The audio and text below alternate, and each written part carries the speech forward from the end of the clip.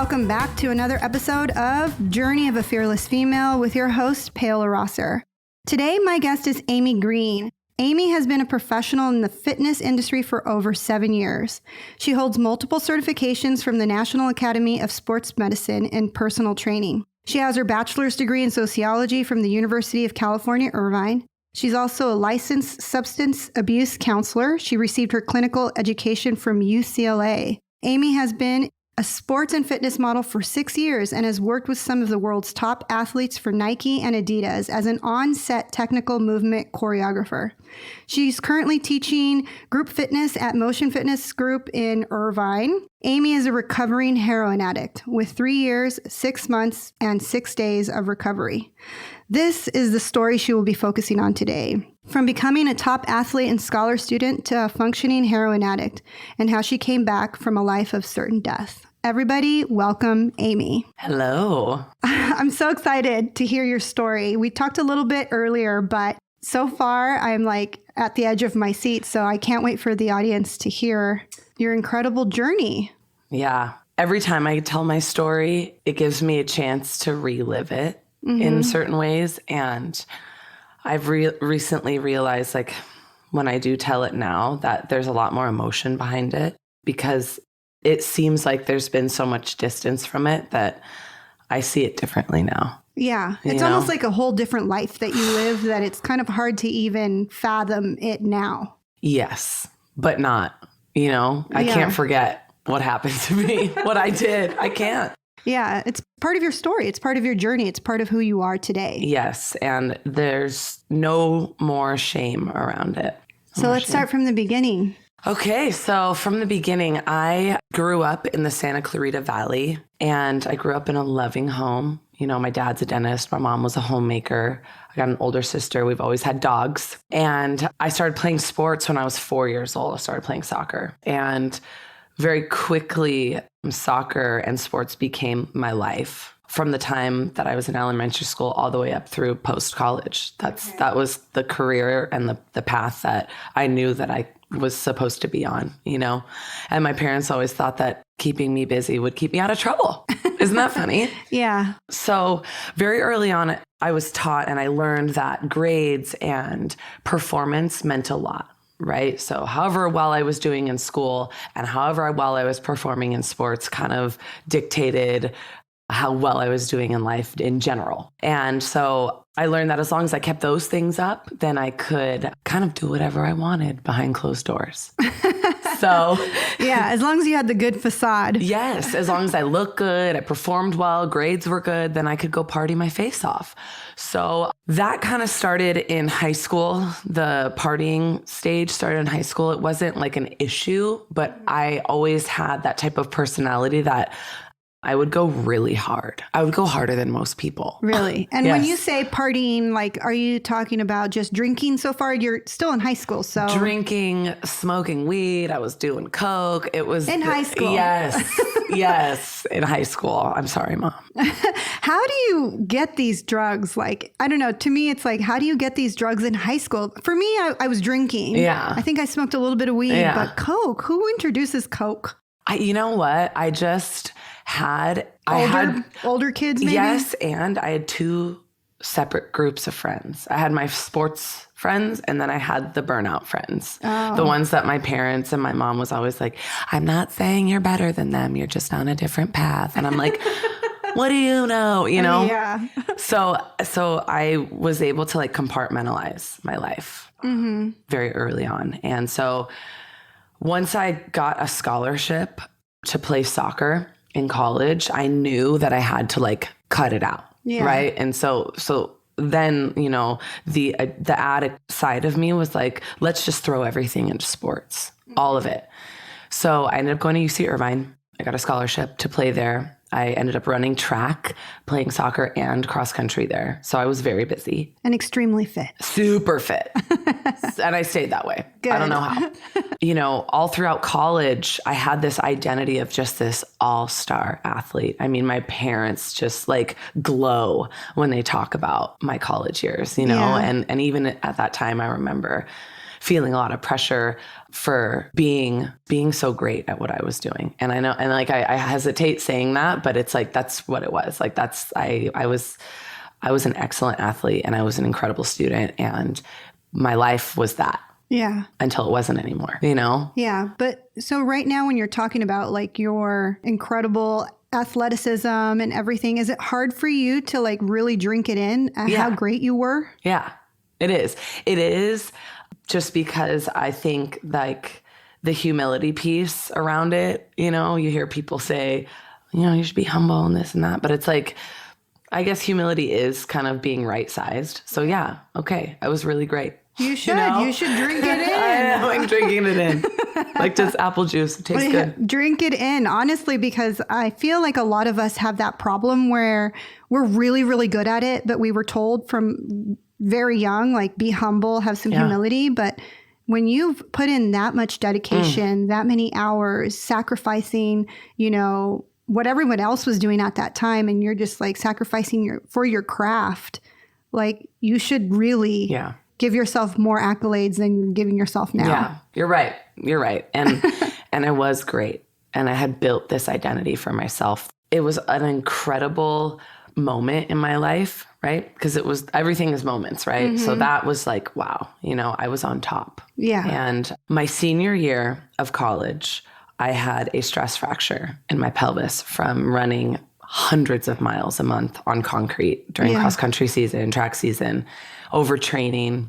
And I remember our sports medicine doctor saying, look, you can either sit your last season or you can run through it and we'll kind of manage it as we go. And obviously the athlete in me was like, I'm not freaking sitting my final season of track. Like what? So I ran, and I didn't know that choice would forever change the course of my life. Really? So what happened? How did it change you? Once it all was said and done, my season was over, had my diploma in my hand. It was like I was left with this injury, and I was also left with a major identity crisis. All I ever knew was school and sports, grades and performance. And I'm like, how do I dictate my progress in life without these things? And who am I without track, without soccer, without cross country? Who is Amy, right? Yeah. I didn't understand the characteristics that it took to be all those things, to do all those things. So I was left with just this kind of like darkness of like, well, what do I do now? Yeah. I think a lot of people who graduate from college have that. I did. I certainly did. When I graduated from college, I was depressed for like a week. Like, well, now what? The college letdown. That's what my life coach calls it. It is, because you're like, I've been struggling my whole life. It's like, okay, now I'm here. I graduated. Now what? Right. Exactly. Now what? Yeah. The only next logical thing was to become a drug addict, obviously. You know, like do all these great things and then let's go down here. Oh, you know? My goodness. Is that what happened? Yes. In a nutshell, yes. I had that injury, and I remember going to an urgent care and being like, I can't freaking walk, you know? And it's like, okay, well, here, we're going to treat the symptom. We're going to treat the pain right away. So they put me on pain medication. I had no idea what addiction really meant. At the time. At the time, I had no idea what physical addiction was. The mind frame I had about addiction was that like a drug addict is someone that's living under a bridge and they're homeless and they got a needle in their arm, right? Yeah. Because that's what you are imagining, you know, that's what most television movies portray. That's what an addictive person looks like. Totally. And the face of addiction is like, not me, right? It's not you. No. It's not your doctor. It's not, you know. So anyways, I was on these pills and I realized that I really liked them. I really liked the way that it numbed me, the emotional stuff that I was dealing with, my identity crisis, the pain physically that I felt. And my mom also got very sick with cancer about a year after I graduated from college. And that was when things started to spiral. I was dating someone who I was very codependent with in a very emotional, abusive situation, but I had no sense of self. So I had nowhere else to go but in his arms, right? And I've been there. Yeah, right? Totally. How many of you have too? Right? Raise your hand, ladies. Jeez, I know. Huh? So that was kind of the perfect storm. The identity crisis, the emotionally abusive relationship, my mom's illness. And I was like lost AF. I was lost. And these pills are giving you the answer. And these pills are giving me the energy to deal with it, because with my brain chemistry, it worked out great. And it was also taking away the pain of like everything that I was supposed to be feeling, but hiding from. And how long were you on like those pain medications? How many were you taking? That was, let's see, that was about a year and a half from like 2000, like tail end of 2011 to like 2013. I was freaking taking handfuls of these things. My body had become so addicted. And all while this was happening, my fitness career was taking off. Really? Taking off. So you're taking these like downers and you could still work out? That's my brain chemistry. That's how my brain chose to break it down, right? Wow. Some people get itchy and they throw up and they get tired and they can't deal. Function, yeah. For me, it was the exact opposite. So you're like, I'm on fire. Fire. This is working. Right? I'm on fire and I have this deep, dark secret that nobody knows and I'm dying inside, but I'm also, flying around the country as a fitness model for Nike. My clientele base is growing in Orange County. I'm building a name for myself as a really excellent trainer. Wow. And nobody has a clue. No, because remember, like I have to keep up appearances. Yeah. So if I don't live that, if I'm not keeping up my appearance out here, then people are going to know. Yeah. So that double life was. So at that time, nobody knew. Nobody. Not a best friend. No one. Wow. Nobody knew. And we were also focused on my mom at this time that like I was just on the back end. I was a mess. Yeah. I was a mess. So fitness career taking off, mom sick, was with this boyfriend. I'm still struggling, but what's giving me validation is where I'm going with my career. Right? What's actually helping me get through all of it was that like I'm still doing well on the outside. So nothing's wrong. Nothing's wrong. You're doing everything right. Exactly. Story of my life. So in 2013, I remember that I was finally like, I was so sick. I was vomiting blood all the time. I wasn't eating. I was very thin. I was very, very sick. And I remember I came to my parents and I said, I need help. And they're like, with what? What do you mean? What are you talking about? I'm addicted to these pills. I don't know what happened. I don't understand. They didn't know the extent of how bad it was because I was too ashamed to tell them. Just kind of told them the tip of the iceberg. Totally. I need help. I need help getting off of these things because if I get sick if I don't have them. My parents, as supportive and loving as they are, whatever you need, let's do it. So I did some like BS outpatient program here in Orange County where, I was medically detoxed and I learned absolutely nothing about addiction. Nothing. I learned nothing about addiction. I learned nothing about recovery. I just knew that I was physically addicted to these pills. Right. So all of the revelations about like the emotional stuff that I was talking to you about earlier and the identity crisis, I didn't come into that knowledge until much, much later on. Okay. So it was like, oh, I'm just addicted to these pills. I just need to be off of them. And everything's going to be back to normal. Totally. Let's just put it on the to-do list. Let's get sober, Like, check it off. Check that box off. Yes. So I went to that outpatient program. It was really just like an expensive UA, urine analysis every week, and like a couple of BS groups and a couple of papers I had to write. I wasn't sober. I still like smoked weed and like I'd like drop some acid at music festivals and whatnot because like whatever, Yeah, everybody does. Totally. And so, but still during this time, my career started to blossom even more. Like I just kind of stepped into more success. It was like God was doing these things in my life and I'm like, how? Why I don't deserve this, but I'm going to just keep walking this path. So I stayed clean off of the pills for about a year and a half, maybe 2 years after that. And then I started teaching group fitness at a place out here in Orange County where very quickly I grew a huge following of people. Like it was almost like the success of that happened very quickly. And then I started dating someone else, another loser. Jeez, like get my right?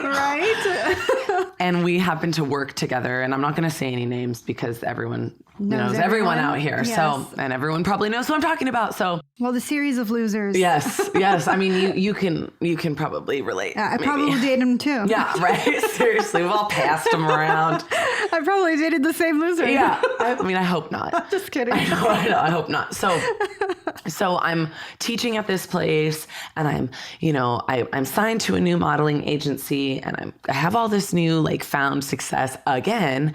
And I start dating this loser. I was working out and I got an injury. I slammed a barbell down on my neck. Ouch. Like right at the base of my neck. And I was like, oh my God, I'm going to be paralyzed. But I wasn't. And I remember, you can't take these pills because you'll get addicted to them. Yeah. Let's try something else, right? Did the physical therapy like every other day. I was doing what I needed to do on the back end to try and like make sure that I didn't have to go that route. Yeah. And I remember laying in bed. My job was so active that no matter how much physical therapy I was doing, I was re-aggravating the injury every single day. Yeah. I was laying in bed, and I was laying there, and I was crying, and I was so uncomfortable. I couldn't move.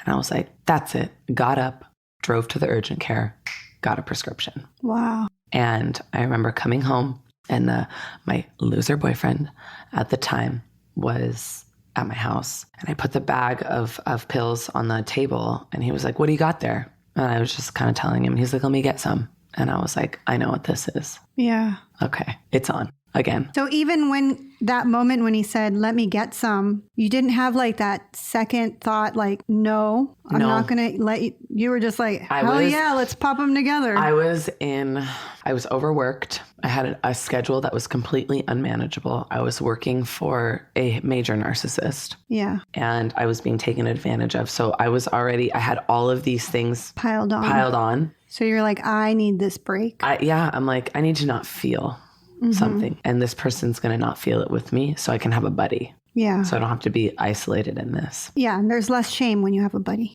100%. So fast forward the next, I would say 8 months, it completely spiraled. Really? I moved from the pain pills to heroin. Wow, that's a big jump. Very fast. Who introduced heroin? He did. He did? He did. Was he doing heroin before, or like he met somebody? How did that come into the... So, because to me that seems like a huge jump. Well, yes, it is a huge jump. So I wasn't getting the pills from a doctor anymore, because in my like skewed perception of what an addict was, I was like, well, if I go to the doctor, I'm not in pain anymore. If I like med seek, then that means I'm an addict. So I'm just going to buy them on the street. That was literally my mentality. Your train of thought. Yes. Me getting the pills from the doctor is not an addict, right. But getting it from the street. Well, because the doctor's going to know that I'm not in pain anymore, and he knows I'm going to be lying. So maybe I'll just like ignore all that and not do that, and then just go get them on the street where I can be like super discreet about it. Yes. Okay. Now I get it. Now I see your train of thought. They can't see me rolling my eyes at myself. She's rolling her eyes at herself at the time. Her younger self. Yes, much younger. So we were going to go pick up like another round of oxys or whatever it was that we were doing at the time. And the dealer that we were picking up from, I feel so weird talking about this. Is this like, okay? Yes. Okay, cool. Absolutely. I'm like, the dealer and the this and the that.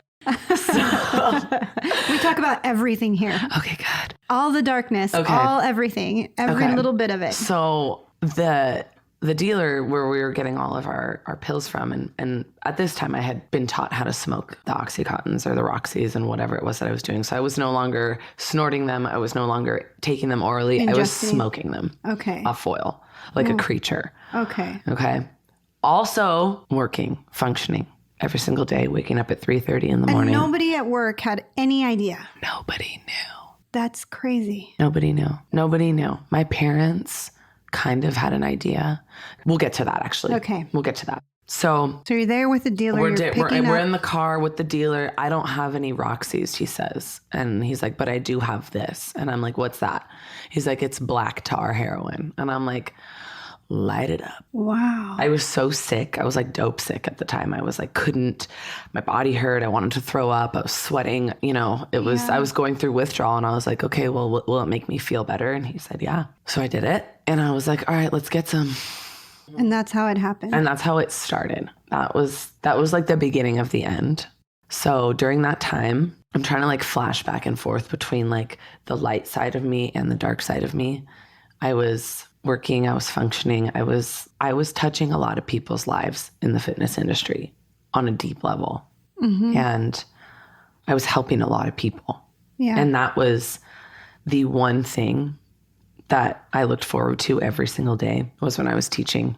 Yeah. Those like few hours a day where I could completely be present with what I was doing.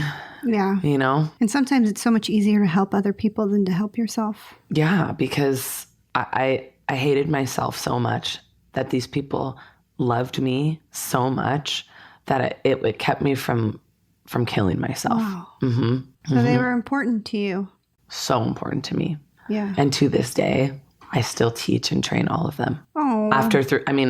We'll get to the rest of that story, but that went on. The heroin use, the complete and utter addiction that I spiraled into went on for, I would say, about 6-7 months. And at that time, I was very distanced from my family. Yeah, because you have to hide it. Oh, you can't be around them. And they would know because I had the dark circles. I was very thin. I still looked extremely fit, which is like the crazy part. But they would know. They know their little girl. And I was very emotionally dysregulated. Mm-hmm. And it was hard for me to be around them and have to hide it. Yeah. So I just was like, they lived in Santa Clarita. I lived out here, The excuse is the drive. Totally the drive. I'm busy. I'm working every day. Sorry, I can't make it. And the other thing is I was working 7 days a week too. So I was like... So you had the perfect excuse. Totally. Always. And my mom, I remember, like, she knew something was wrong. So fast forward, let's see. I'm living with one of my best friends at the time, and my boyfriend moves in with us. And she is a functional medicine practitioner. So she's in the medical industry, and she's very like holistic, and we've been close for many years. Did she know you were on heroin? She didn't know until she found foils in the trash can. Ooh. And she questioned me, and she was like, what is this? And I'm like, I don't know. That's not mine. You're my hamburger wrapper. Right. I don't know. I couldn't tell her the truth. I was so ashamed of what I was doing. I was like, I don't know. Yeah. She sent the foils to a lab. Shut up. Mm-hmm. Wow. Detective. Totally. Oh, she's the best. She sent the foils to a lab. Did she think it was you, or at this time, maybe she thought it was your boyfriend? She didn't want to believe it was me. But so she like knew it was him, but she didn't want to believe it was me. Right. Like didn't want to. And so it was a very short while after I lived with her that like me and him moved out and got our own place because, he was kind of controlling me, and like I was isolated from everyone in this relationship. And it's the perfect scenario to Totally. And I was like, this was the lowest point of my entire life. So when she turned those foil things into the lab, did she confront you? She sat on the results for like 5 months. Oh, she didn't know what to do. She didn't know if she should tell my mom. She didn't know what to do. She didn't know if it was her place. So that's crazy. She ended up telling my mom. Ooh. And showing her the stuff. And my mom... 5 months later. Yeah. My mom was trying to put the pieces together herself, right? Because I wasn't But 5 months later, you're no longer living with her. Nope. So she's obviously even more aware. Mm-hmm. And I like wasn't speaking to her. Like we weren't, so she was caught in the place of like, well, what do I do? Yeah. How do I do this? She did the right thing. Yeah, she did. And we all need best friends like that. 100%. And I knew it at the time. So my mom, I remember this was in January of 2016. January 22nd. Wow, okay. My mom calls me. She's like, why don't you come home for dinner? You haven't been home in months. We want to see you. And I was like, okay, yeah, So I taught my last class of the morning. This was on a Saturday. I drove to my parents' house. I had a duffel bag with like an outfit to change into, like my glasses and my contact lenses. I get home and my mom's home, my sister's home. Everyone's acting normal. And then my dad gets home and I go to hug my dad and he can't even look at me. And I'm like, what's going on here? You know, I tried to hug him and he's like, he wasn't himself. Yeah. A little standoffish. Yeah. Yeah. And so my mom's like, well, why don't we all just like go in the living room and watch a movie and whatever. And I'm like, okay, you know, I'm high as shit right now, like whatever. So we go in the living room. I sit down with my dad and my sister. And I'm like, where's mom? So I get up and I walked to the entry hall and my mom is walking in with my aunt, who is an interventionist. Shut and up. She works at Passages in Malibu. She's also sober as well. And but did that like click at that moment or no? 100%. It did? I looked at her. You weren't like, oh, my aunt's coming for the movie. Oh, no. No. I looked at her and I was like, I know what's going on here. And so we went and we sat in the living room and I, without even letting them say anything, I was like, yes. I was like, thank you, God. Like you needed that. That's what you needed. I was like, I didn't know how to ask. I didn't know how to get out. I didn't know how to get help. I was so ashamed. And I was like, thank you, yes. It's hard when you're in that dark pit. It's hard to ask for help. I didn't know how hard asking for help was until I was in a situation like that. Yeah. And so what I didn't know is like that whole week, my mom was like taking care of everything. She was finding the place to place me in. She was calling every treatment center you could imagine. And she was putting everything into place, making sure that she was going to get all my bills paid for me, that she was going to do everything that it needed to take so that I would just have to go and get better. Oh, that's awesome. Yeah, because you would literally have to put your whole entire business where they absolutely no clue what you're going through on hold. So this is happening. The intervention's going on. And I am responsible to so many people in Orange County, in my mind, right? Yeah. That I didn't even care. I was like, fuck it. I need to leave. Like, I need to get out. And so I told my mom that I needed to call my boss. So I called my boss. I went upstairs to smoke the rest of my heroin. They knew. And I called my boss and I said, I need to go to rehab. I won't be coming into work on Monday. And my boss was he like, surprised? He was like, what are you talking about? Rehab? Yeah. What do you mean? I said, I have a problem. I didn't want to be too detailed, you know. Mm-hmm. I have a problem. I need to go. Like, I have to go save my life. Mm-hmm. Okay, well, we'll support you. We'll do what you got to do and figure stuff out. How long are you going to be gone for? I'm like, I don't know, a month, right? I'm going to be gone for a month. So 4 days later, it was a 4-day wait period. I went to a place called Beit Teshuva in Los Angeles. It's a Jewish drug and alcohol treatment center. It is the coolest place on the face of this earth, in my opinion. Do you have to be Jewish to go there? No, you don't. Okay, good to know. But it's them a people, you know what I mean? So as a 27-year-old woman, I went into residential treatment and I was like, I'm only going to be here for a month. That's it. All I need is 1 month and I'll be fine, right? So about 20 some days go by and I'm like, I don't think I'm ready to go home yet. You know, I was having serious breakthroughs. I had a spiritual counselor, a therapist, you know, group counseling, therapy. I was being a part of everything. Like the athlete I am, I put 100% of myself into this. Perfect. Right? And I showed up, I did the work, and about a day or 2 days before I was supposed to go home, before I was supposed to discharge, I called my loser boyfriend. I said, you need to come here right now. He drove up and I had my counselor with me and I broke up with him. Good. I said, I'm not moving back. We are not going to be together. You need to find a new place to live. We're terminating the lease. You know, I'll give you a month and I'm not coming back to Orange County and I'm not going to be working for this place anymore. In 24 hours before I was supposed to go home, I was like, no. Yeah. Because there were too many things pointing me in the direction of staying. Yeah. And there was too many God things that were showing me like so intensely to my face that like, you're not ready to go back, because if you go back, the exact same pattern is going to happen over again. Exactly. Because the evil is sitting right at your house. Right. Well, and I knew I didn't want to be with him. I couldn't wait to get away from him, you know? Yeah. And so within 24 hours, I broke up with him. I gave up my career and I gave up my place to live and all my things that I thought I had worked so hard for, right? All these things that like I thought made me important. I was like, I need to give myself a real chance to live. Yeah. You're only 27 at this time, right? 27. You're still a baby. 27. And I stayed for 7 months in treatment. Good job. I stayed for 7 months.